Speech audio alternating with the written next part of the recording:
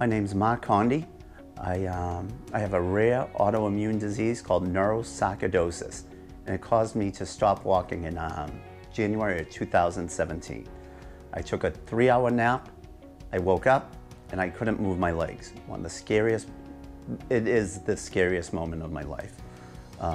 Actually, my wife thought I was joking and thought I was trying to get out of shoveling because there was a big snowstorm that night. And I called her upstairs and I said to her, "Amy, I can't move my legs." And she told me, she said, "Mark, that's a horrible thing to say." She said, "Get out there and start shoveling." And I told her, I'm being serious, I can't move my legs. And after about 5 minutes of trying to convince her, she believed me, and that was the beginning of me not walking.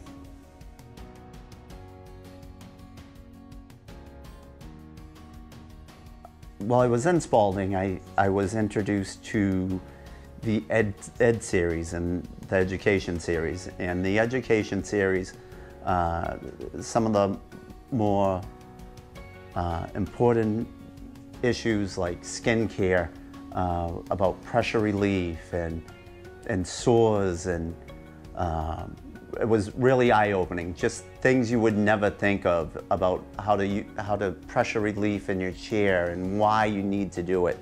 And they showed pictures of what happens if you don't.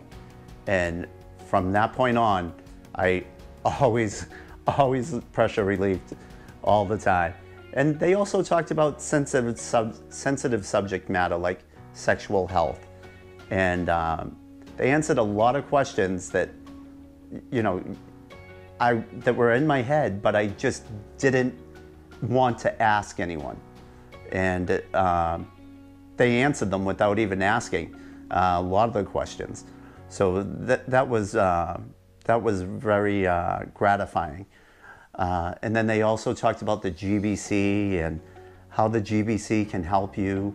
And it really was, I'm very grateful for the GBC and the fact that it helps with sensitive subject matter that you don't want to ask anyone else, but because the other folks are in wheelchairs, it just makes it easier to ask. And everyone is an open book, which is great. You don't get embarrassed by asking anything. And anything goes in GBC meetings, and that's what's most helpful for me.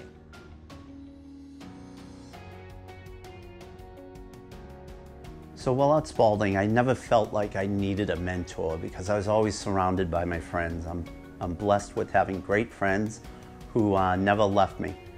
They were always in my room, and sort of, I was isolated from the mentor program because I always had friends and family in my room. So I never felt like I needed a mentor. However, one day I got to talk to a mentor, a guy by the name of Jerry, and it made me regret not getting into the mentor program because he was so straightforward with me, the way he talked, and he gave me hope. He really did, and I felt like he was a blessing, and I just felt like he made me wish that I got involved sooner. And Jerry, thanks for that talk.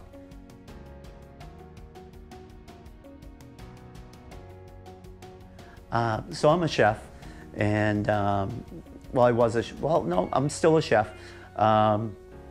But I think the hardest part for me is not being an active chef anymore. It's the one thing that I loved in life, that I always felt like I was better than most at. I just loved it. I loved cooking, but it's a lot different these days. I'm usually cutting at a higher point. I usually have to cut from the side. It's just tough to prep things these days.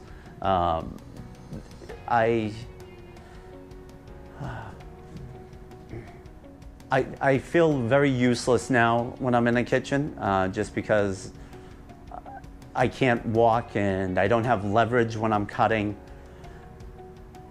I can't transport from the stove to the sink or the sink to the stove. I can't transport things from the refrigerator to the cutting board. The cutting boards are always higher than what you need them. I think the one thing that would really help me to go back to culinary arts would be a standing wheelchair. A wheelchair that gets you into a standing position. As kitchens aren't going to adapt to me, so I need to adapt to the kitchens. That would be the best thing that ever happened to me, is having a standing wheelchair. So I mean, I'm hoping to stand up on my own soon, so I can go back to the kitchen and so I can work again, because I miss it something terrible.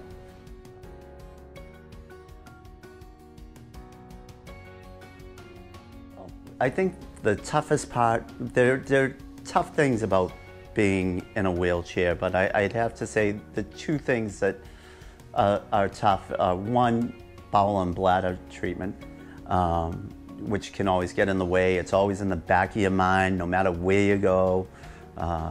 You're just hoping and praying that the day and the night goes fine without any accidents. But I'd also say the second toughest thing for me personally is when I go out with my vertical friends. Sometimes they forget that I'm in a wheelchair and want to go to a certain place, and the first question I always ask is it accessible? And usually their answer is, we'll make it accessible. You know, they don't care. They want to carry you in if it's not accessible. And you know, you don't want to, you're already a spectacle with being in a wheelchair, but you know, the last thing you want is being a spectacle going into a place and having your friends carry you in. Though the thought is that it's, how can I say this? The thought is there, but you'd rather just go into a place like anyone else does. You know, you want to roll in, you don't want to be carried in. So one of the other hard parts about being out with friends is sometimes you need to cath or bladder relief, and they don't understand that, you know, you have to do that. Though I have some great friends, I've been in some difficult situations where I've had trouble pulling my pants up, and I've had lifelong friends that are just like, that's not a problem, I can help you.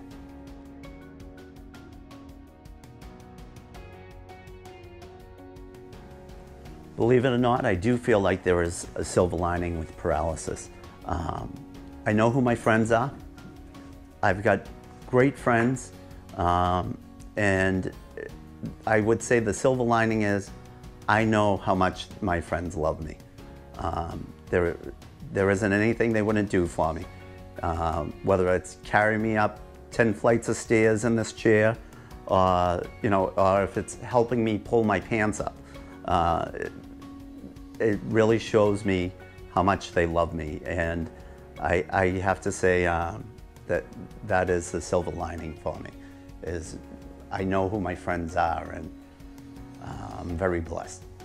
Another silver lining I would say with paralysis is the humanity that I get from strangers when trying to get in places. I mean, even if you don't need help, it's great to see if a young kid offers his services to you to help you. When I was vertical, I guess I didn't realize how great strangers can be to you.